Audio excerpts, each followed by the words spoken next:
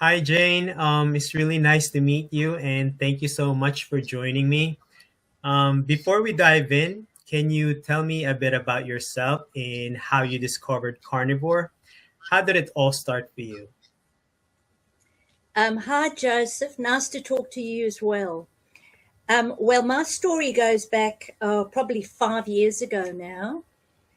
We we we decided to go on keto, the keto diet, only because we're elderly, both in our both in our 80s, and we were we were on a journey to prevent diabetes. So that was the main reason we decided keto. And so we were gaily going along with keto. And then I got the diagnosis of my ovarian cancer. And it was stage 4, right at diagnosis. So that happens quite frequently with ovarian cancer. They call it the silent killer. But anyway, we when I did some investigations and research on diet, I realized that I learned that the body converts vegetables and fruit to sugar, and sugar feeds the cancer. So I decided I was not going to eat vegetables and fruit for that reason. And so that threw me into carnivore. And I haven't regretted it. I've been able to maintain a really good health.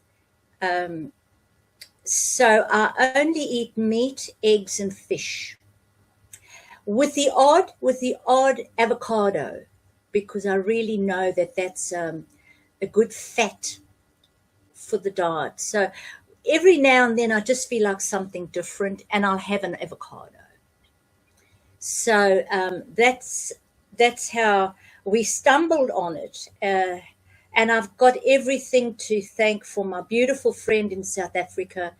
She introduced me to carnivore, and she's been amazing support as regards to sending me information.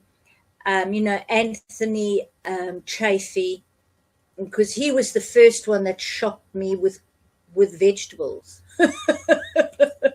that they were out to kill us. Well, for me, if I eat them, they'll turn to sugar and the cancer will just rough up. And also Ken Ken Berry. Ken Berry, and a few others. I think we've got a fellow here in Australia too, with Chafee. I just forget his name now. A young man, young, and he's a specialist in his field. So everything I heard these people talk about, it made sense to me to follow. And I haven't regretted it, because I do believe the energy that I have today. And so that diagnosis goes back. Where did I write it here? Yeah, the diagnosis goes back to January 23. So 23, 24, 25, that's 3 years. So I think I'm doing okay. Just a very brief thing. From that time, I have had surgery, which was the hysterectomy, the laparotopic. That was what I had with the hysterectomy. And that was in June. That was after 4 sessions of chemo. So I've had all that. And then after the surgery, they put me on a new drug, an antibody treatment. But that only lasted 3 sessions till October because it affected my kidneys. So the kidneys are okay. It's the arteries in and out of the kidneys that have been affected. And it just affects my blood pressure. So I've had to have that that tweaked by a specialist. I've seen a vascular surgeon and I've seen nephrologist, and now I'm on a different medication to combat that. But other than that, that was the initial thing, and then other than that, I'm just looking to when I saw my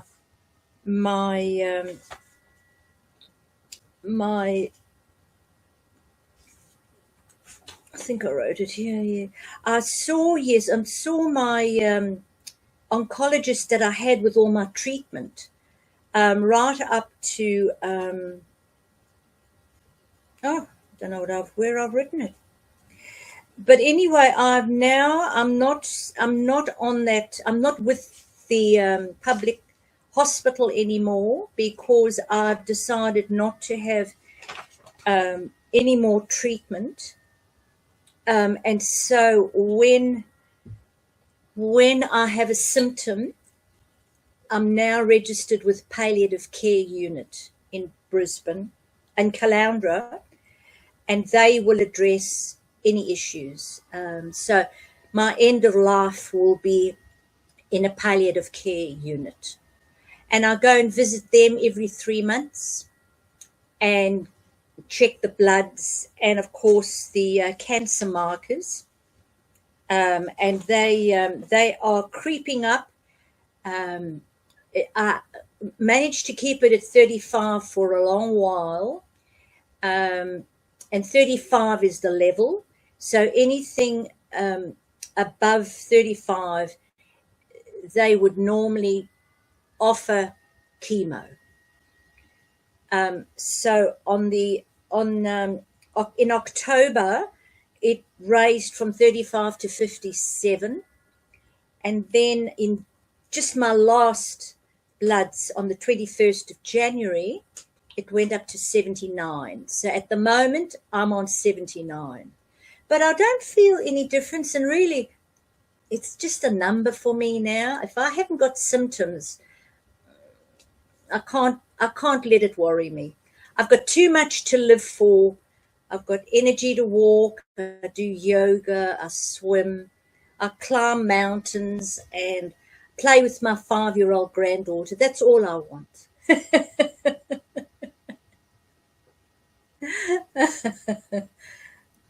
That is awesome, Jane. I mean, firstly, I just want to say I really appreciate how thoughtful and thorough you are about this, like how detailed your approach is, because stage 4 cancer is not like a small diagnosis, right? I'm sure you're very familiar with that, and I feel like it forces you to face reality like really quickly. And it's a heavy diagnosis, and you're managing it well. I guess I just wanted to go back. What were some of the symptoms? Because you mentioned silent killer, right? Like, and can be vague. So what were some of the symptoms you experienced? I guess throughout the whole thing. Yeah. Well, I'm going to shock you. Mind you, you probably heard it from Dave's, but I had no symptoms whatsoever. No symptoms other than hard breathing, difficult in breathing. And that stood out for me because I'm a big walker. I've walked 2 Caminos and the Austrian Lakes, and I do a lot of walking here. And breath has always been easy for me. So that was a stark reality check that there was something wrong. I went to the doctor back then. When was that started? Yes. Okay. So that That was prior January 23. I went to the doctor and mentioned to her that I suspected I had developed adult asthma, because I've come out of a school system, and all the special needs students that I was working with, we had lunchtime sessions of nebulizers. Everybody who was asthmatic, we gave them their medication. So I was very familiar with asthma, but I wasn't familiar with adult asthma because I'm looking at children, you know. Anyway, I went to her and she said, oh, look, asthma is so easy to detect. So she listened and she said, no. She said, there's no wheezing, because that's the biggest symptom with asthma. You got that wheezing in your chest. She said, the only other thing that could cause this is cardiac problem. And I thought, whoa, my heart has always been good.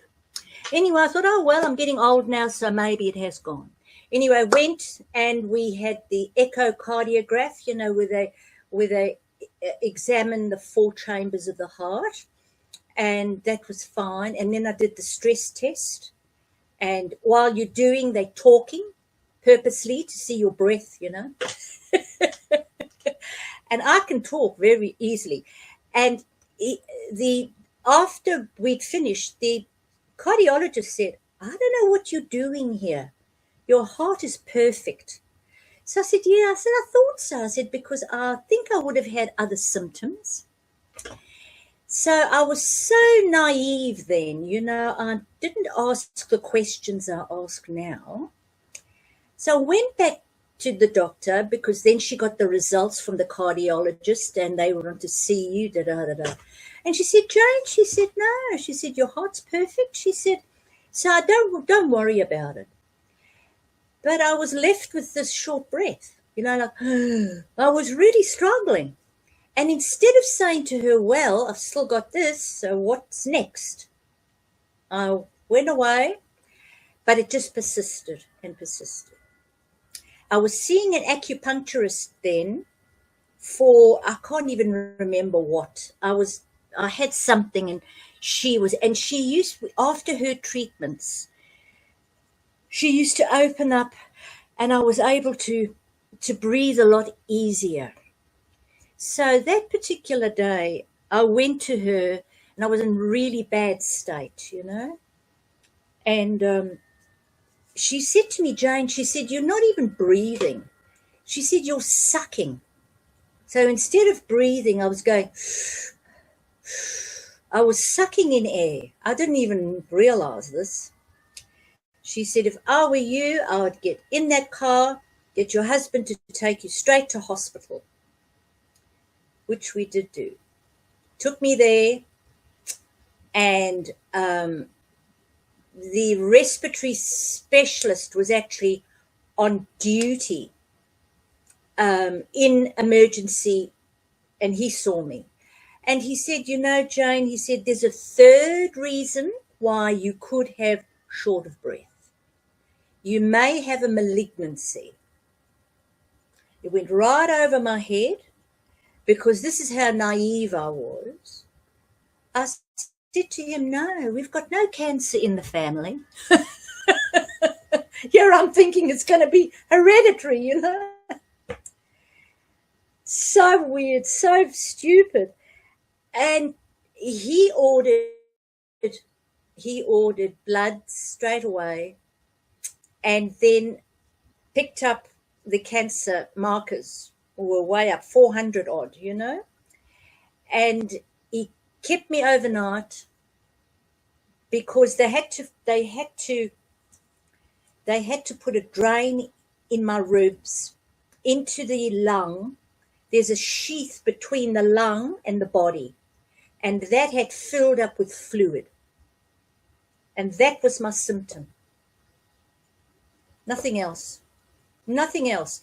So out of that drain, there was, I think, 1.5 liters. It was huge amount of stuff that was No wonder this amount of fluid was pressing on the lung, and that was causing my my respiratory problem. Anyway, once the drain happened, I felt fine. And he wanted to do further exploratory things, but sadly, that was a Thursday, and I spent the night, very disturbed night. It was horrible in the hospital. And he wanted me, the next morning he came, he said, well, I want to keep you for the weekend because I want you to have a mammogram, because that had already metastasized, and I had a tumor on my lung and a tumor in my breast. And he wanted for me to have a mammogram of that on Monday. So I said, yeah, but I'm not staying here doing nothing Saturday and Sunday. I'm going home. So I went home and I said, look, I'll come back Monday, because I was really keen to help my body, because I could feel that there was something terrible happening. And so then he ordered a PET scan, and of course that came back with all the evidence. The PET scan picks up all the tumors, and there it was in my pelvic area, and the lung one, and under my arm. So that was the diagnosis, and then of course we had to start thinking about what's next, which was then he was going to work to get a team together. So he was involved because of the lung aspect, and then the oncologist, and then the gynecologist. That he was in Brisbane, because here in Caloundra, we're only an hour 10, hour 15 from Brisbane.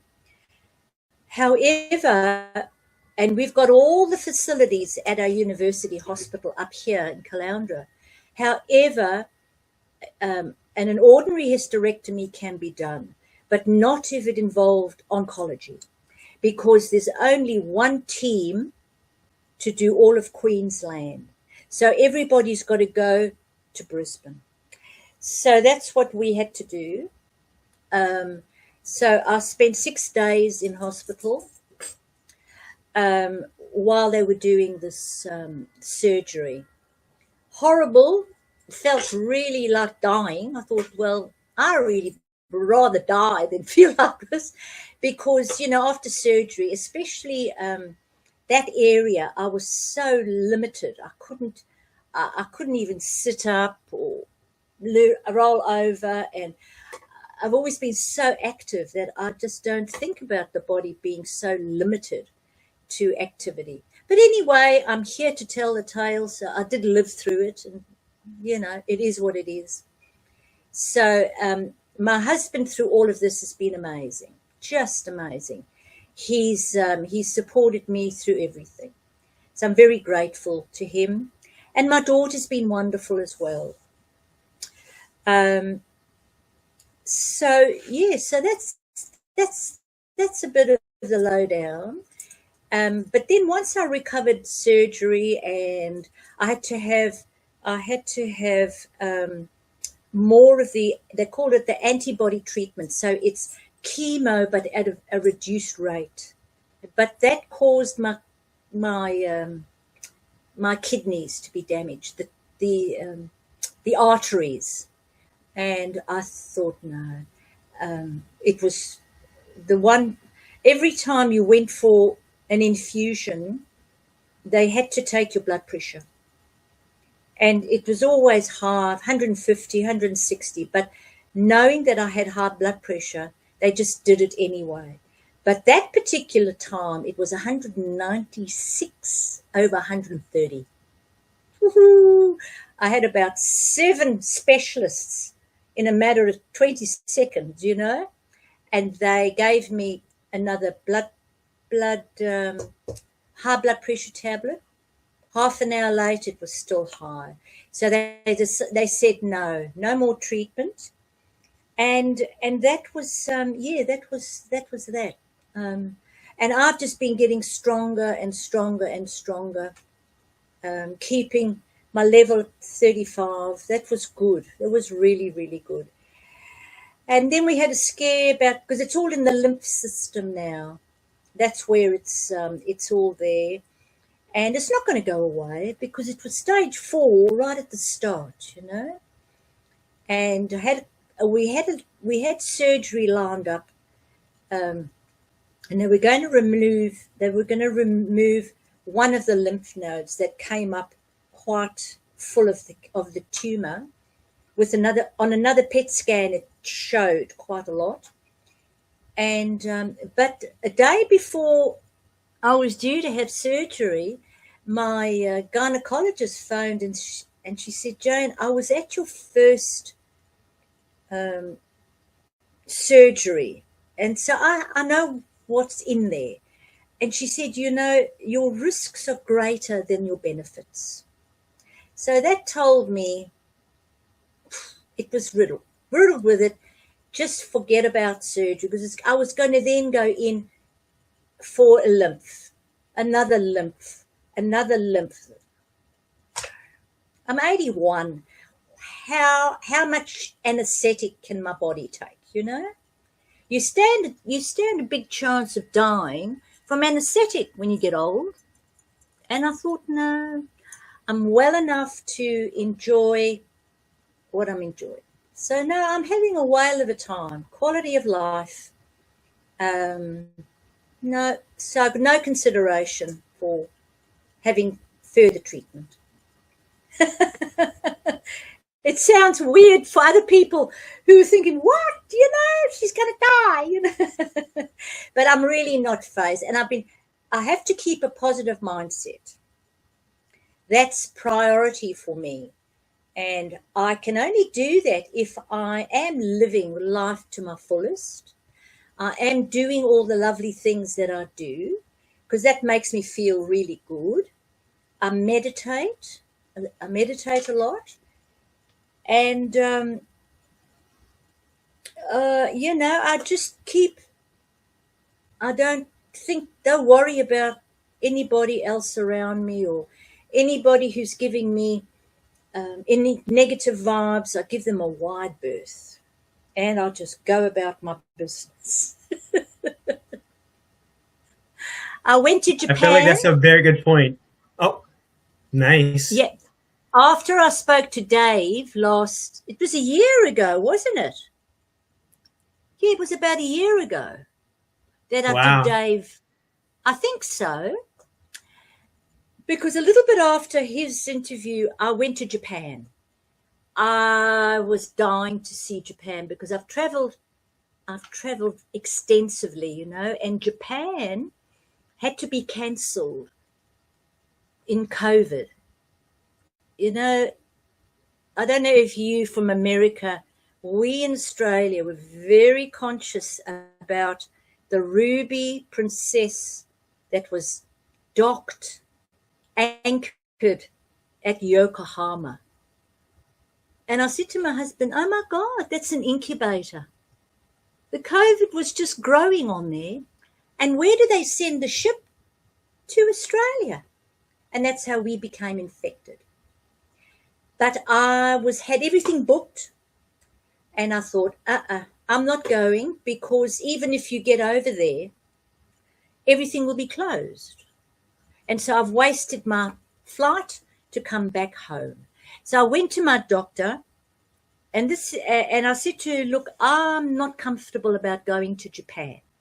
Please give me a letter. I'm too old. You can say anything you like on the letter, that I'm too sick to go to Japan. And that's what I did. That was all before the cancer. And so I was very disappointed, because that was the last on my bucket list, Japan. Anyway, while I'm having all my chemo infusions, and it's a terrible thing, chemo. It debilitates you terribly. You're not just tired. You're not even just exhausted. You're fatigued. You know, fatigue. I didn't ever realize that there was a difference. I just thought, oh, you'll be tired. You're thinking, I must get up to go to the bathroom. And you think, yes, yes, you do. And you don't.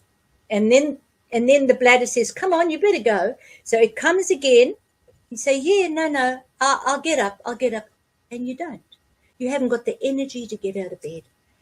And that was terrible. So at that stage of my chemo, I was very unhappy, and I kept thinking, I'm not going to see Japan. I'm going to, I was really, really there. So when I got better, and I was well enough to travel, I thought, why don't I just go? The cancer's not going to kill me now. We've done everything. Chemo's done. You can die of a heart attack when you're away, yeah, but you won't die of the cancer won't kill me now until it's the time for it to do. So going to Japan, feeling so well, I spoke to my husband. He said, no way are you going. But I never take that, because he's always said that whenever I've gone away, I travel solo a lot because I like it, because then I do what I want to do. And I always fly alone from Australia, but then I meet a group over wherever I'm going, see? And that's what I was going to do with Japan. So I wasn't worried about it. And I thought, I'll fix you. We had an appointment with my oncologist about 3 weeks before I was due to go. So I'd booked everything. I was adamant to go. And I said to him, doctor, I said, I'm so well. I said, do you think it's okay if I go to Japan? So he put my details and he brought it all up. He says, yeah. He said, just look at everything, your bloods, da-da-da-da. He said, yeah, go. And I said, Stuart, are you hearing? Because he used to be with me in the appointments. My husband's Stuart. I said, Stuart, do you hear what the doctor said? Go. So it was good. So he was fine after that. He said, if the oncologist agrees, then it must be okay. So that's how that happened. Yeah. And I spoke to Dave while I was in Japan, because that's where he lives. He lives in Japan, and he gave me his phone number to phone him, because we were trying to connect, but it just didn't happen. And so we didn't. But no, I was very grateful that I had enough energy. And but it's the flight from Australia anywhere is just mammoth, whereas Japan was easy. Singapore and Japan, and I love Singapore. So I spent on the way home, I spent 5 days in Singapore. All the gardens, just love Singapore. Yes, so no, I feel quite happy about that. Yeah. Wow, that's really awesome to hear. I feel like instinctively this is the right direction. Um, you know, before you even went to see, before even the whole cancer, ovarian cancer, like seeing all the medical professionals, um, because you mentioned numerous ones like oncologist, gynecologist, nephrologist. Did you have any assumption like what caused, maybe the root cause of the cancer? Like, I have my health issues also, like before I found carnivore, and I thought that it could just be stress in life, or maybe a specific food that I keep eating. Did you had like any assumption, what might have caused it? Like, but it's not really like a blame game or anything like that, but just like maybe No, just reflecting back. I my daughter, yeah, my daughter took me to a kinesiologist, and she did a timeline, and whatever they do with dangling and she claims that I got the cancer when I was born.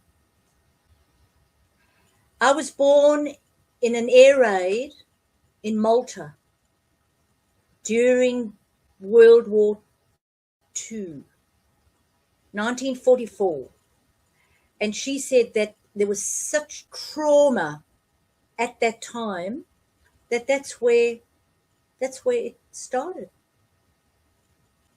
For how true that is, I haven't. But I mean, it sounds like it could have been, the trauma, the stress that would have been involved. I mean, the stress on the baby. But could you imagine my mother? She had to stay there. I was 1 hour old, and my aunt wrapped me up and took me down to the shelter. So pretty traumatic, eh? Entrance to life. So I would consider that probably the most traumatic thing that happened to me. Of course, I've got no memory of all that. This is just what my mother and my aunt, the family, have told me. And that's all we've got when we're babies, because we've got no recollection, have we? Wow. Yeah. I, Everybody says, wow. well, because it goes all the way back to since you were since birth. So I was like, wow, yeah, all that, yeah, big timeline. So yeah, But I but mean, look how the body, how mhm. good the body is. That it didn't show until I was well with the children. I was retired. I was late 70s.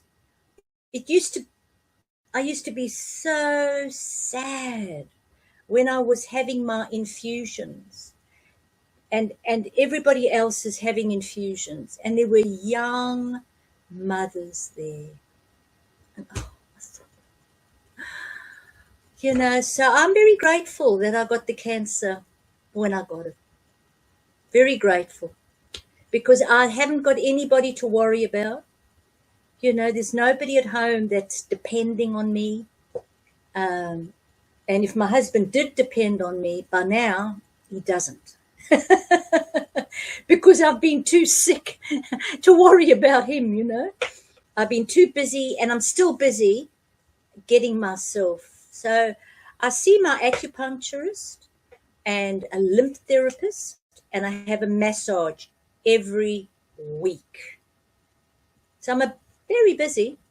That's beside my walking, my swimming, my yoga, climbing mountains. We do that once a week.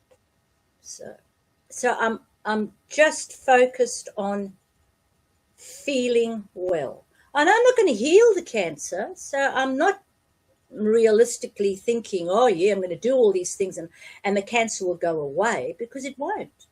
But I want to keep myself feeling good. I don't want my daughter to call and say, Mum, we're coming over to play. I don't want to say to her, oh no, I'm too tired. So yeah, just say, come over, or go to them. That's just the energy that I want to keep. Yeah, very happy about that. Wow, yeah, I feel like it's. I like how your approach is very realistic. It's very grounded. Because feeling good, I feel like it's very important to our health. You mentioned earlier that you and your husband went from keto and then to carnivore. When you guys pretty much switched to carnivore, like how quickly did you notice like changes? Was it like gradually, or was it something like sudden? Um, gradual with what? The way our health was going, or because keto, when we went on to keto, I felt a big difference, because I wasn't having gluten, I wasn't having the carbs. See, then I felt big, and I really felt all the physical fat just disappear. I really felt healthy inside. In fact, when I had my surgery, I said to my gynecologist specialist. I said, this might be a silly question to ask you, and it's probably the first time some crazy old woman has asked you this question. I said, but tell me, when you opened me out, was there a lot of visceral fat? And he said, no. I said, good. He said, why do you ask such kind of question like that? I said, because we were led to believe that carnivore, keto, all of those where you're not focusing on those heavy carbs, that's the first place that becomes healthy, and your visceral fat. So that's very good. I'm really pleased to ask that question, because I know now, and I can pass it on, that there is proof that that's where carnivore is so valuable for the body, because it works on that first, and then wherever else you've got it. You've got the and how amazing my body is, because they took everything away. Even the apron that we females have got, I can't remember the name of it. They took that away because it was infected as well. Well, now I never ever was heavy around here. Well, now I've got a layer of, I thought it was fluid, just a layer, nothing else anywhere else, it's just here. And my lymph therapist claims that it's the body's way of replacing what was taken. It's like a cushion. So she said, Jane, just love it. So that's what I do now, because I was very worried about it. I thought, well, what's all this stuff growing here? And I had CT scans and all of that, and came back no fluid twice. Because fluid we can get rid of. They give you fluid retention tablets and so on. No fluid. So it's a hormonal thing. Isn't the body wonderful that this is kicked in now to help whatever's in there to be protected? Amazing. I've learned so much about the body, and it never ceased to amaze me how wonderful it is. Yeah. Yeah, I agree. It's amazing. Yeah. I know you mentioned also earlier about plants and fruits being converted to sugar, right? And you mentioned when you heard Dr. Chafee talking about this, did you ever had any doubt? I guess before Carnivore, have any doubt about doing this, or maybe while you were in the process, did you had any doubt that, oh, this might cost me more health issues? So something like that. When I first heard Dr. Chafee say that, I said, what a load of rubbish, because I loved vegetables. For me, a meal wasn't a meal if I didn't have a salad, lettuce, cucumber, capsicum, carrots. That was a meal. And now he's saying that I've got to get rid of it all, and I think, no. And I also believed that lettuce was my laxative. That's also a load of rubbish. But I thought that for years and years and years. If you don't eat lettuce every day, you'll be constipated. Well, that's a load of rubbish. But anyway, I just listened more and listened more. But as soon as I was diagnosed and learnt that the cancer thrives on sugar and glucose, no-brainer. Went straight off all of it. Never thought about how I loved it. Never thought about constipation because I wasn't eating it. Didn't give it a thought. And proved all that wrong, because I go to the bathroom every day and I don't eat lettuce. Yeah. So, Yeah. for your listeners, I think you've got to really just try what comes to you, like Chafee's message, take it on, see if it suits. If it doesn't, well, but for me, from saying, are you serious? No, rubbish. To no way, yeah, I'll do it. And I don't regret it because I really, really feel well, very well indeed. I've got no flatulence. I've got a hiatus hernia as well. So I used to belch a lot. I don't even know I've got a hiatus hernia anymore because I'm eating the right foods for the body to heal. And a lot of little things have healed that I didn't think would heal along the way. And I think if you're feeding it properly, and I do believe that a high protein diet, and your body's got no option but to heal. So no, I'm convinced. Yeah, Of yeah, course, absolutely agree. I'm very, yeah, I'm very criticized and very. I live in a retirement village, and so my neighbours are all very set in their ways, and I can understand that because I was as well, but I've got the cancer to think about. See, so that's what's changed my approach to what I learnt all those years, because when you get to your 80s, you're so fixed in the whole, no, I can't change that. I've done that all my life. That's what I get. Oh no, I couldn't do what you're doing. So I really don't say too much about it because people don't understand. Mm-mm. And it takes a lot of work to get to where I am. My lovely South African friend used to send me stuff all the time to keep me propped up, and she's very cluey on analysing my blood reports. So whenever I do have it, I'll send it to her and she comes back with little comments. Not that and she always says it, I'm not trained in this, Jane. I said, yeah, but you know more than me. So I was happy with her support. She's just been amazing.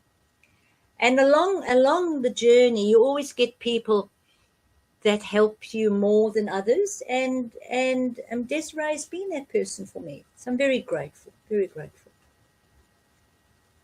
Yeah. So I how think long that's have you really been awesome. carnivore? Me, I've been carnivore for almost 2 years now. I started May 1st, 2024. And so I'm close to my 2 years, just waiting for my 2 year anniversary. Yeah. No, that's good. And do you only eat meat, eggs, and fish? I have a little. I eat more. Probably I eat beef, pork, and chicken. Eggs. There's so much more.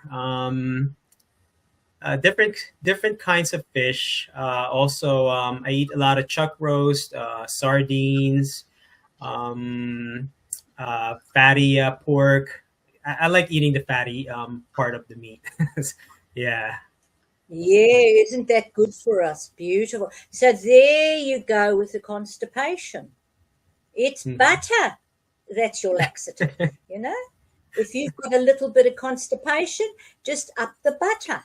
And I have had to modify my meat intake because I developed diverticulitis years ago by not chewing nuts well. So I have had diverticulitis a little while ago, and I don't want it to reoccur because you then got to have painkillers, and they put you onto endone, which just zonks you out. I don't know if you know endone.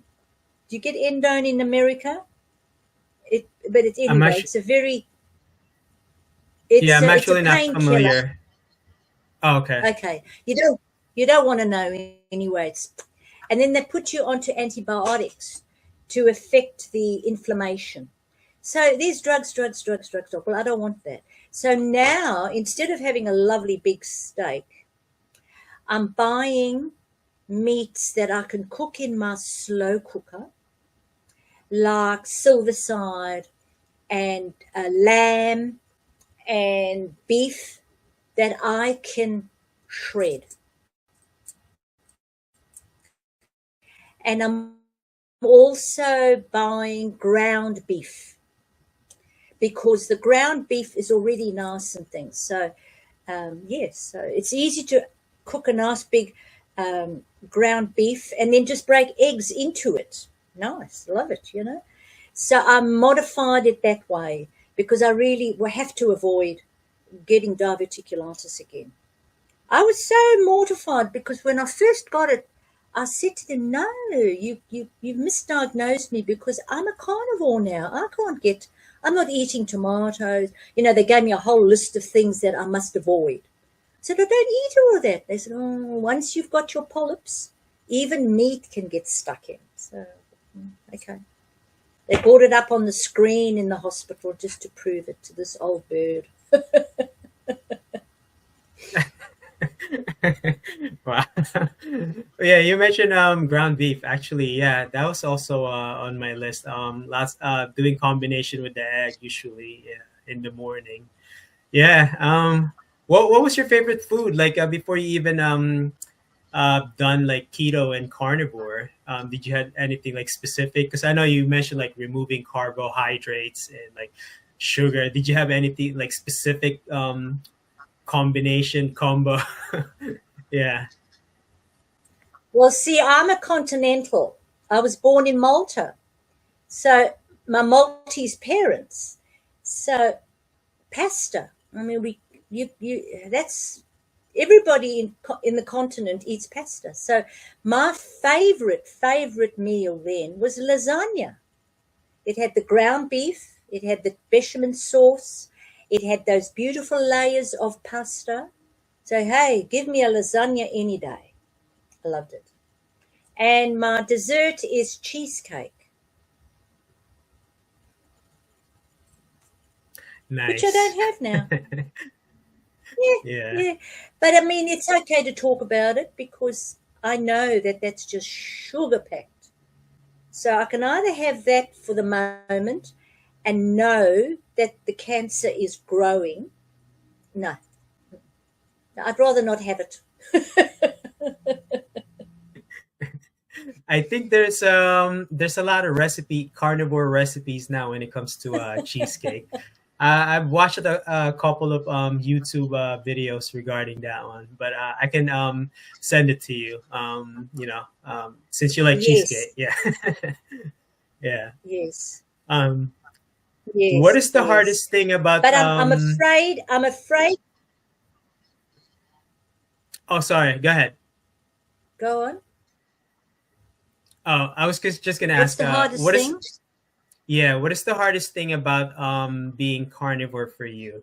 Like example has been like I think you already mentioned this, like social gatherings, maybe travel and some cravings in the beginning, right? Maybe facing skepticism from friends and doctors. Yeah. What has been the hardest thing for you? I think the socializing, because I don't go out anymore because I've also learnt that restaurants cannot cook with clean oil or olive oil or tallow. They use the seed oil, and that's so bad for you. So to avoid that, I just don't go out anymore. When I used to go out, I used to have things like eggs Benedict with the hollandaise sauce on the side. See? And I would just eat the egg. Perfect. I wouldn't eat the toast. See? If I went and had a hamburger, I wouldn't eat the buns. I would just eat the patty. See, there's a hamburger here that's got 3 patties, and it's called. If you don't want the buns, you ask for a naked hamburger. So, but I don't have it anymore because I don't want to, my gut tells me, stay away. So when I'm invited to lunch, I usually say, yes, I'll come for the socializing, but I'm only going to have a coffee. And I have a coffee. I go with a full tummy. You know what I really like?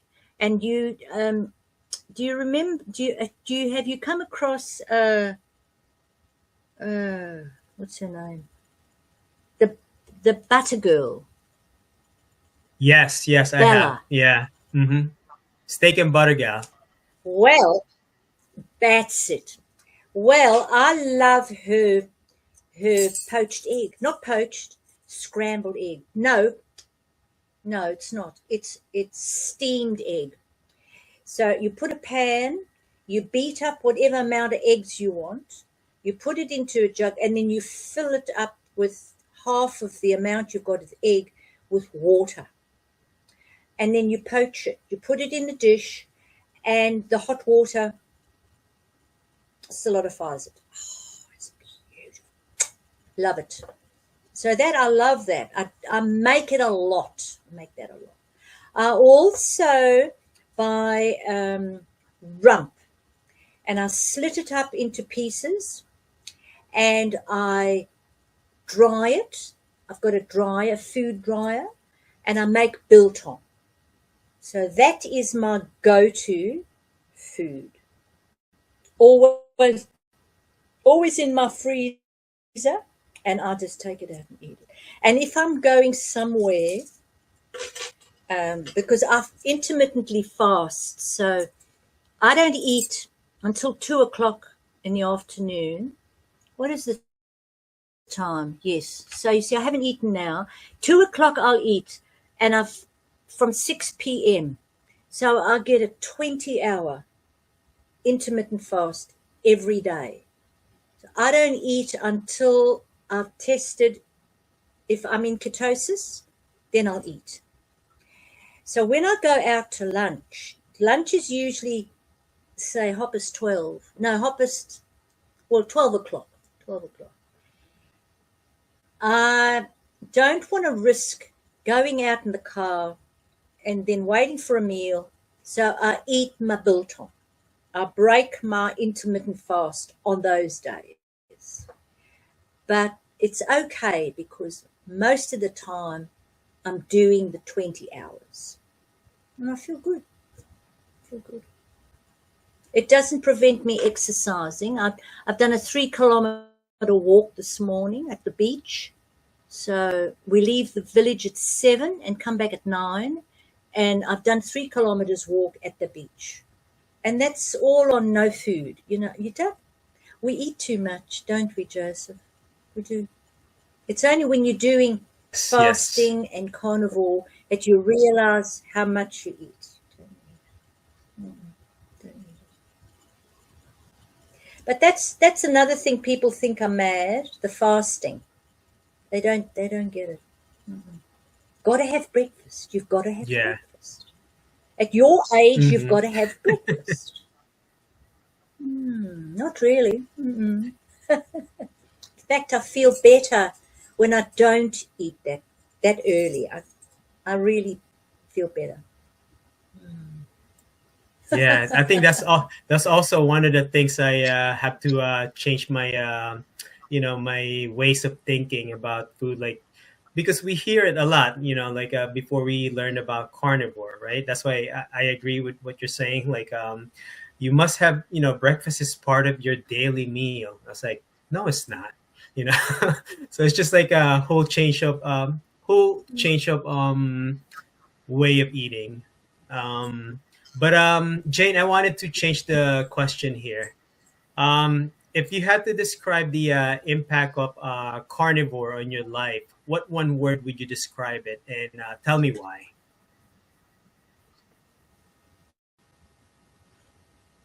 Well, I think in one word, I would say it's given me freedom from that concept that the food pyramid is the only way to eat, because that pyramid should be the other way around. But it's only because of carnivore that I know that. Otherwise, that's what we're told right from when we were young. And I feel 100% better. If I didn't have the cancer, I would apply to go up to the moon. I'd become an astronaut. I've just got that much energy. Does that answer your question? I love not going to shopping. Like, I love not going into the shops to buy all of that rubbish that I used to eat. I don't go to the shops. I go to a butcher, and that's it. And we get eggs delivered from a farm, so we're very lucky there. I get fresh eggs for our village. And fish, I go down the road to a fish market, so I get fresh fish. I don't eat anything out of a packet for fish, because most of it is pre-cooked, and it's also got either a batter or, they've got I don't know how your fish is prepared, but the fish you buy here in a pre-packed, it's got crumbs in it or flour. So now I once a week I go to the market and I get a dozen oysters, and I get 2 fresh steaks of salmon, and I get a handful of prawns and a handful of Tasmanian scallops. I come home and I have a feast. Yeah, I love it. That's I love it. awesome. It's all Yeah. fresh. All fresh. So I'm very lucky that I can make this radical change, and I've got this support network to support it, because if you can't get those foods, like, my South African friend often says, oh, we don't get that availability of seafood as I do. So I'm very, very lucky, and I'm very grateful. I'm very grateful. I wake up every morning with a very grateful heart. Oh, God, you give me another day. I hope today I'm going to fulfill it happily, and that's it. Because really, we put ourselves to bed, don't we, Joseph? But God wakes us up. We don't wake ourselves up, do we?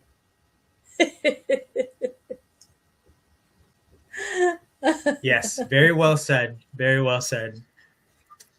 Jane, knowing what you know now about, carnivore and the nutrition aspect, and also maybe other things, if you can give an advice to someone just starting, or maybe they have a chronic health issues, and they see, that you're doing so well managing your cancer, but they're very skeptical about carnivore, thinking they're going to have a heart attack or maybe some other heart issues.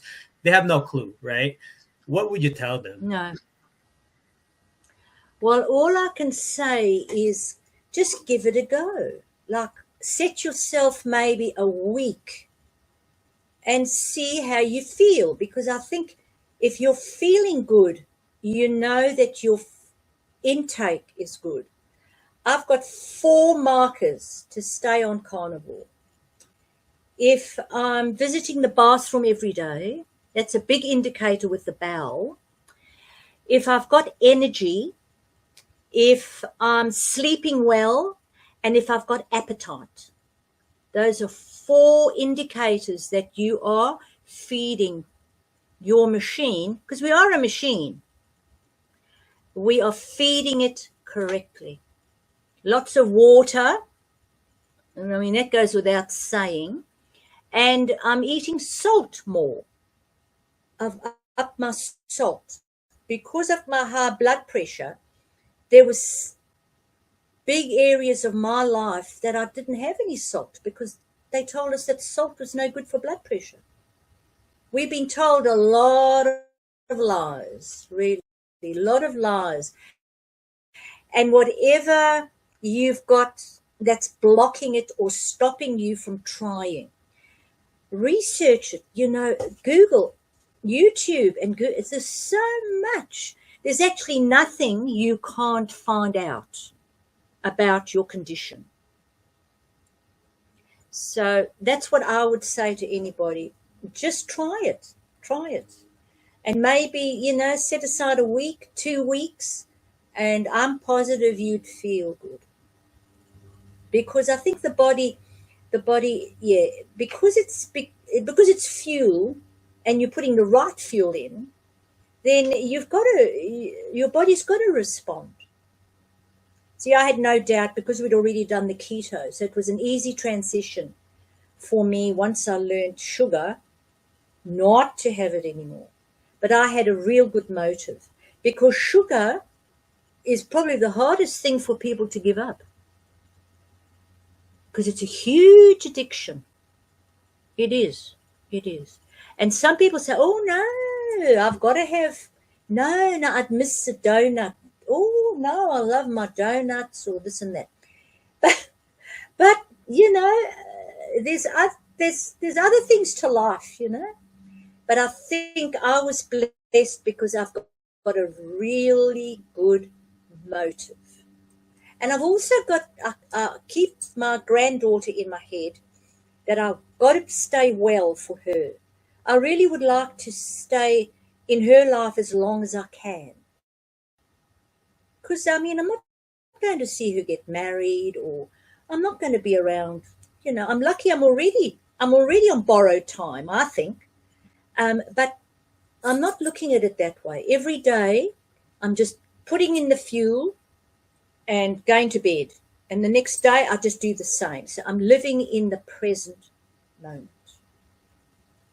I've got no future planning other than just seeing my practitioners weekly and my massage weekly and seeing my little girl weekly. That's it.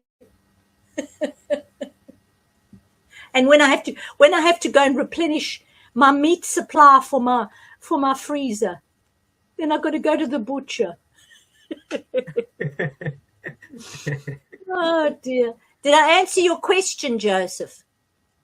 You did, Jane. Very well said. I actually, I agree. I think it's a great advice. Maybe spend a week doing research and also, give it a try. Like you said, you're gonna feel a week good in maybe just a week.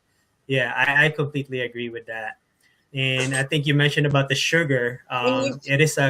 It really is an addiction. I think that changed my whole perspective. Like when I learned about the carnivore. It does. And people who are in two minds, again, there we go. Give it a try for 1 or 2 weeks, but don't not tap into YouTube or go online, carnivore doctors. There's so much advice that they give you. And I think if you're getting the right input, it does help you to stay in the zone, because there's so much bombardment from the other stuff that takes you away from the correct way of eating. Yeah. So no, that's really good. And isn't it amazing how you listened to Dave and my interview so much later than it was done? So how come that happened? Good question. Actually, didn't think much of it. Yeah. Okay. No, because your email did shock me. I thought, wow, people are still watching it, because I had an amazing response to that. I couldn't believe, 1,000 people just quick to watch it. But I'm really pleased that you're doing what you're doing, spreading the good news about this way of eating, because really it is the ultimate way. It really is. I've just finished a book. I wrote my life story, and I mentioned it in there. Yeah, I didn't go overboard in anything like my faith or my diet, but in and out, it came in and out. So I'm hoping that people read my book will be able to get the message too, that diet was a big aspect for me. Yeah. Yeah, Joseph, I you see. have a name that's in our Hmm. family. My grandson's Joseph, and my brother's Joseph. A Wow. good, strong name. Yeah. Oh, I actually Yeah. I feel glad hearing that. Wow. Jane, Yes. Yeah. I guess I just wanted to expand on your earlier question because yeah, I didn't think much of it when I listened to with you about your story with Dave interview, but I think it really resonated with me, like how you're managing your cancer with carnivore, because now like we're getting an update of you know how is everything with you now, like a year later, right? And I thought that like Yeah. initially yeah, like it really resonated with me, the part that you're feeling good. I think that was the part that like the Mm, biggest thing for me, mm. because it's not a light condition, like me, I just had like uh autoimmune disease, like I have a eczema, I have psoriasis, but it's nothing like cancer, so I thought this is much Oh, heavier, yes. to deal with. You see And results with what you have. Yes. yeah, and like But no, I th- mean, but I think what you're doing for your conditions is the right thing, because of the no sugar. You keep bombarding your body with sugar, you're going to be in a terrible state. So it's good that you're on carnivore for those conditions. And no matter how serious your condition is, so what? So I got the cancer, but it's still a condition, regardless whether it's eczema or whether it's cancer. Your body's giving you a symptom, and you've got to do the best you can to help that body along. Yeah. right, yeah, I absolutely agree with that. Jane, how do you see carnivore with the future generation, like or also maybe in the future, just 5 to 10 years? Do you see carnivore in a good light or in a bad light, or maybe a mix? Like good light meaning more people learning about carnivore because they see a lot of healing, right? Like mine, like I have a psoriasis, eczema, and other autoimmune disease. And at the same time, the negative side would be maybe censorship in the media, false information, because like you mentioned, we've been lied to about so many things, right? Or Mm, maybe the meat mm. prices going high. What are your thoughts for the future? Well, I feel very positive that with people like you and Dave that have these podcasts, and also the easy accessibility to Anthony Chafee and Ken Berry and that other beautiful Jason, yeah. But anyway, all of the carnivore group, easy access. So I do believe, not my age group. My age group are no good. They too set in their ways.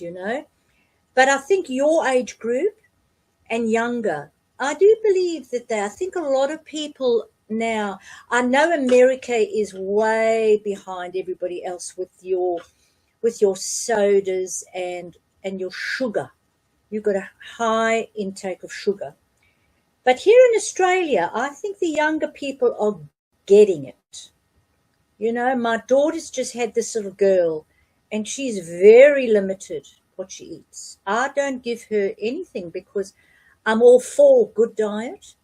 When my mother when my children were very young, I didn't want sugar into their bodies. And my mother was terrible. She'd bring bags of lollies and chocolates, you know. I'd say, Mom, no. She'd say, oh, shame, the poor things, you know, we love them. I said, we only love them because we've tasted them. If the kids don't taste it, they won't know. So that was my theory.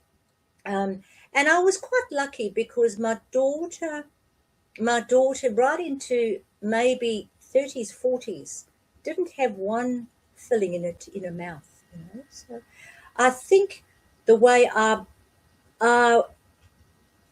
my mental attitude to that aspect, I think, was positive. And I do believe that your age group and what's more and more available now, because the carnivore doctors weren't anything easy maybe 5 years ago. You know, my lovely South African friend has opened that out for me. She sends me things all the time that keeps me focused, and I think that that's what's really saved me from regressing, and also how I'm feeling. I think people, once they start the walk, I mean, I'm sure you can speak for that. I'm sure you feel better than you did before carnivore. I haven't spoken to any person eating carnivore who feels worse. Everybody I know feels better. So that, I think, in itself, because all my friends know that that's my diet, and I don't keep it quiet, you know. But for them to change, don't think so. It's too hard basket for my age group. And this village is 70s and 80s. Some people have 3 spoons of sugar in a cup of coffee.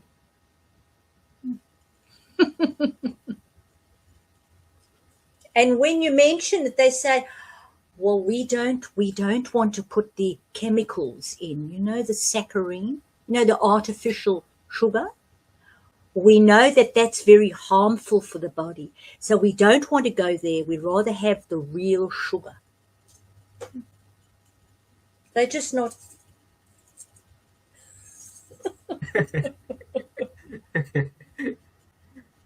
And I You know, think Joseph, they actually think we're in the deep end, right? you've just got to laugh. You've just got to laugh about it and think, okay, shut the mouth, off you go. But I think a lot of people do hear, and then they, you know, appropriately do things. But I mean, really, when you think about it, it's pretty drastic when you think about where we live and how carnivores manage. It's pretty drastic. And a lot of people aren't ready for it. You've got to be ready, I think. See, my saving grace is that I've got the cancer, and I know what the cancer loves, and it loves sugar. So I'm not going to feed it. But if I didn't have the cancer, I wonder where I'd be in the way of discipline and strict. I don't know. I've got a very, very good motivator. Not only my little 5-year-old granddaughter, I've got the cancer to say, oh, wait a minute. Yeah. Very well said, Jane. I really like your whole outlook for the future. I think we have to fight for it, and we have to keep it positive, because we have to get ready for it, like you said. Jane, Yes. if people want to reach out or connect with you, where's the best place to reach you? Well, my email is, FraserJane339 gmail.com. That's, you've got that as well, Joseph. That's really the only way. I don't have time to do this podcast thing. I mean, I love it, but I know how demanding it could get. And I've got too many other things that I need to keep me on top. This would cause me stress, I think. I don't need stress.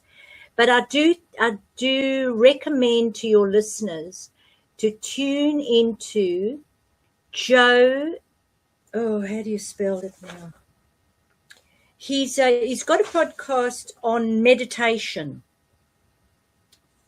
Where did I put it? I want to spell it out to people because I sometimes don't. I better put my glasses on. That would help. Okay, here we go. So he's Dr. Joe, and his surname is Dispenza. And he's got wonderful meditations from, say, 15 to 20 minutes right to 1 hour. Beautifully done and very helpful for keeping your mindset in a positive place. So if it wasn't for my meditation, I don't think I could manage. I really do meditate a lot. And it's helpful for your listeners to sort of just try it, just bring it in. I listen to a lot of meditative thing. Marissa Peer is another one. I do positive affirmations, demand, instruct the cancer to be gone. So it's not going, but it's out of my mind, put it that way. So I'm using that and my faith, I'm very, very, very strong in my faith. I've got my prayer warriors, Northern Hemisphere and Southern Hemisphere. So when the Northern Hemisphere people are having a blizzard or they're asleep, my Southern Hemisphere are storming heaven and vice versa. So my faith is keeping me up, and about my diet. Those are the two big factors on what's keeping me ahead of this. Yeah. Very grateful indeed. That's excellent, Jane. Yeah. I'm gonna make sure to post your email for people who wants to reach out, and also Yes. post the doctor, the meditation. So I'll make sure to post them all in the Yes. description.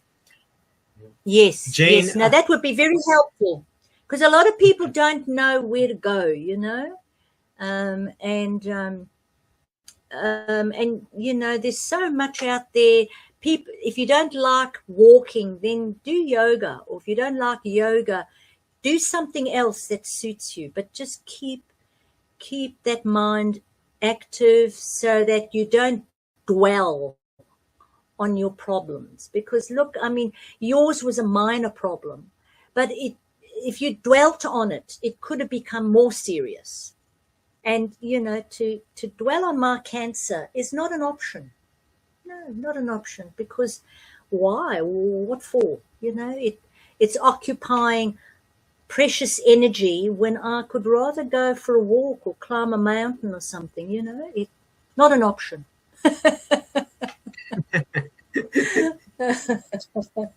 yeah, absolutely, Jane. I feel like you're very active because you mentioned a lot of activities early on, like going for a walk. What else? Like going for there was a couple of things you mentioned. I forgot. And you go for like massage, weekly massage, right? Yeah, I've got a wonderful masseuse. She gets into all of the nitty-gritties because I walk so much. The body needs it.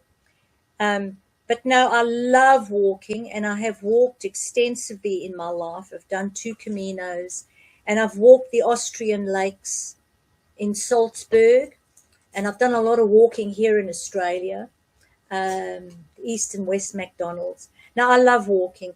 I walk, well, today it's 3 kilometers, and On the weekend, walk along the beach to an island, Bribie Island. You wouldn't sort of know now, but we have, there's so much that you can do, and walking is like walking meditation, because when you're in nature, it's so healing, so beautiful. When I climb my mountain, I just feel like I'm in another world, just beautiful. So I try to climb. We've got a beautiful set of mountains close by, only 20 minutes drive. It's called the Glass House Mountains. Just Google it. You'll be quite surprised to what there is. And I climb in Gungun, which is a beautiful mountain, and it's a very sacred set of mountains for the Aboriginal people. So very respectful and beautiful. It's like a rainforest all the way up, and you're in another world, So that's good for your mind, to get you off the now and what you've got, to go into that kind of place, So, I just encourage whoever's listening to this, just do those things. Find your own little pleasure, and go for it, because you can only heal yourself. You would know that, Joseph. Nobody could get rid of your issues but you. And same with me. I'm not going to get rid of my cancer, but I can manage to learn to live with cancer. And really, that's the best you can do. Absolutely, Jane. I agree, because especially you mentioned about the whole walking. It's very healing. Yes, On a daily yes. basis. Yeah, I try to walk at least 6 miles a day. If I miss it in the morning, I would, after work, I would walk like maybe close to 6 miles. So yeah. Terrific. Um, Terrific. Jane. Terrific. What do you do? What do you do? What do you do with the blizzard going on now? You can't go out. No, we can't even walk. So I did my walk earlier before the blizzard started. Oh, okay. Yeah, Good. but You I get don't think there's gonna enough be. warning. Yeah, I don't think there's gonna be walking Yeah. tomorrow. But yeah. I will be praying for you that it's not too bad. I've got a beautiful friend in Baltimore that I met on the Camino. Oh wow. And I know. And when we were visiting America, my daughter and I, we went to Washington, and I called him and I said, "Oh, John, we're in Washington." He said, "Oh my gosh, I'm 45 minutes away. I'm coming over and I'm going to take you to an Italian restaurant." And that's what he did. Amazing. So you make beautiful friends. And then I've got another Camino friend in Florida. But she wasn't in Florida when we visited. She was in Europe, so I didn't catch up with her then. But no, I'm beautiful friends. Yeah, I love my American trip. It's a beautiful country.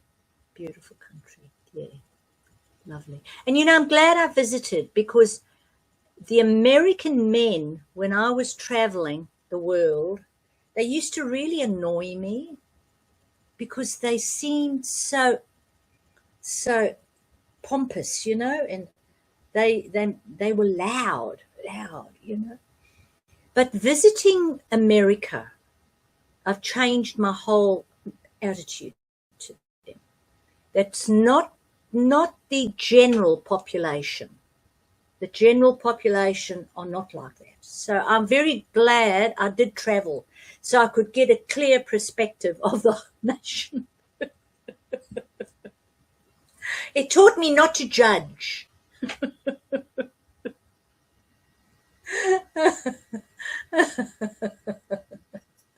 That's very well said, Jane. um, yeah, I'm glad you've been to a lot of places here in the U.S. Yeah, Florida, Washington, Baltimore. Yeah, those are really good places to travel. Yeah. Jane, I just want to say thank you again for joining me. I really enjoyed hearing your story and learning about your carnivore experience. I really appreciate you taking the time to share. Thank you. You're welcome, Joseph, and thank you for reaching out because I mean, I didn't even know anything about what's going on. So thank you, and good luck with your venture as well, and keep up the good work because I think you spreading, spreading the carnivore message is very important, to get more people involved. Keep up the good work. Okay, bye.